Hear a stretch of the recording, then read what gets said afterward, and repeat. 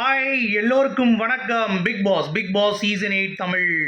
இந்த வீடியோவில் சௌந்தர்யாவுக்கு இப்படிப்பட்ட ஒரு அம்மா அப்பாவா கண் கலங்கிட்டாங்க நிஜமாவே. ஏன்னா தன்னுடைய பொண்ணு தவறு பண்ணுறாங்க அப்படின்னு சொல்லி அந்த தவறை திருத்திக்க சொல்கிற அந்த அம்மா அப்பாவை நிஜமாக நான் வணங்குகிறேன்.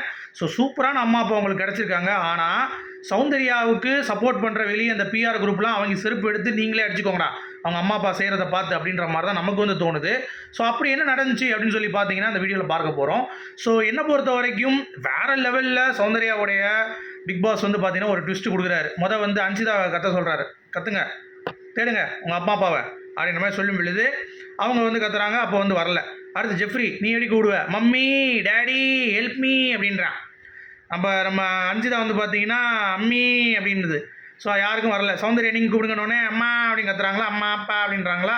உடனே வந்து பார்த்தீங்கன்னா டபால்னு பிக் பாஸ் வந்து பிளான் பண்ணி சௌந்தர்யா அங்கே பாருங்கள் உங்கள் அப்பா வந்துட்டார் பாருங்கள் அப்படின்ற மாதிரி சொன்ன உடனே எங்கள் அப்பாவா ஜாலி ஜாலி அப்படின்ற மாதிரி அடுத்து ஓடி போய் கட்டி பிடிக்கிறாங்க. அவங்க அப்பா வந்து கண்டுக்கவே இல்லை, அப்படியே விட்டு போயிட்டாரு.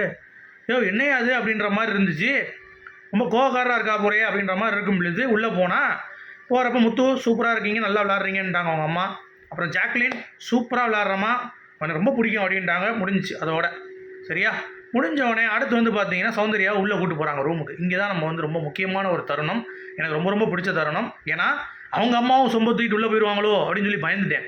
நல்ல வேலை உள்ளே ஒவ்வொருத்தரும் பாயிண்ட் பை பாயிண்ட் அடிக்கிறார். அவங்க அப்பா அடிக்கிறார். என்ன டிசிப்ளினாக விளையாடுறியா நீ, எப்படி நீ விளையாடுறன்னு தெரியுது அவனுக்கு, ஒழுங்காகவே நீ வந்து விளையாடுற மாட்ற.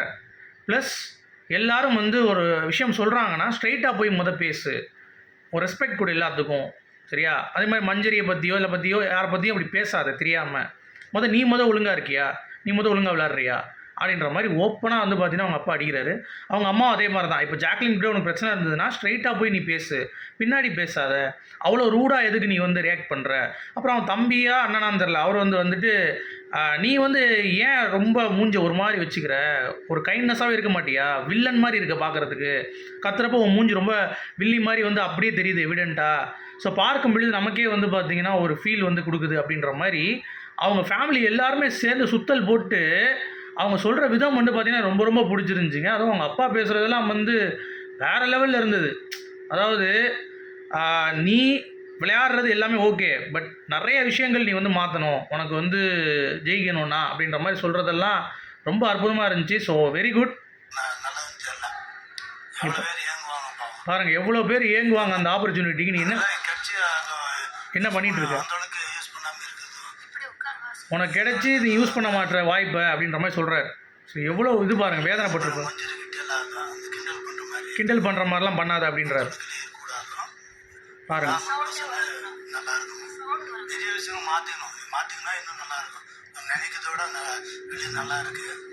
பாருங்கள் எல்லா விஷயத்தையும் நீ மாற்றிக்கணும். நீ நினச்சதோட உனக்கு நல்லா தான் கொடுத்துருக்காங்க, பட் நிறைய நீ வந்து மாற்ற வேண்டியிருக்கு அப்படின்ற மாதிரி ஓப்பனாக வந்து சொன்ன சௌந்தர்யாவுடைய பெற்றோருக்கு நான் வந்து நிஜமாவே தலை வணங்குறேன். இந்த மாதிரி தான் இருக்கணும். அதே மாதிரி அவங்க அம்மாவும் அவங்களுடைய குறையை சொல்லிட்டாங்க. சௌந்தர்யாவுக்கு பேசிக்காக தானே குறையே. அதே மாதிரி நீ ஒழுங்கா, நீ கரெக்டாக இருக்கியா, அப்புறம் இதுக்கு மிச்சம் அவங்களுக்கு இது பண்ணுற. அதே மாதிரி கைண்ட்னஸாக இரு. ஒருத்தவங்க அடிபட்டுருக்குன்னா போய் பார், ராணுவ விஷயத்தில் சொல்கிறாங்க. கைண்ட்னஸாக இரு. நீ வந்து அப்படி அரமெண்ட்டாக இருக்குது. அதே மாதிரி கால் மேலே கால் போட்டு உட்கார்ற டாஸ்க் அப்போ அதெல்லாம் நீ எப்படி உட்காரலாம், அது உனக்கு டிக்னிஃபைடாக இருக்கா இல்லையா, உனக்கு எப்படி சொல்லி கொடுத்துருக்கேன் அப்படின்ற மாதிரி அவங்க அப்பா வந்து ரொம்ப பண்பாக அருமையாக பேசினார். எனக்கு ரொம்ப ரொம்ப பிடிச்சிருந்துச்சிங்க. ஆக்சுவலாக சௌந்தர்யா ஃபேன் கிடையாது நான்.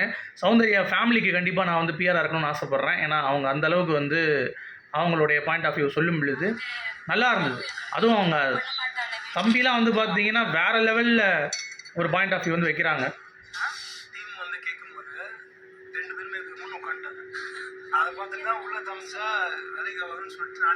ஸோ பார்த்துக்கோங்க இந்த அளவுக்கு வந்து பார்த்தீங்கன்னா ஒரு பாயிண்ட் ஆஃப் வியூ வந்து ஒரு ஃபேமிலி வந்து கன்சர்னாக பேசுகிறாங்க அப்படின்னா ஸோ மாற வேண்டிய சௌந்தர்யா தான்.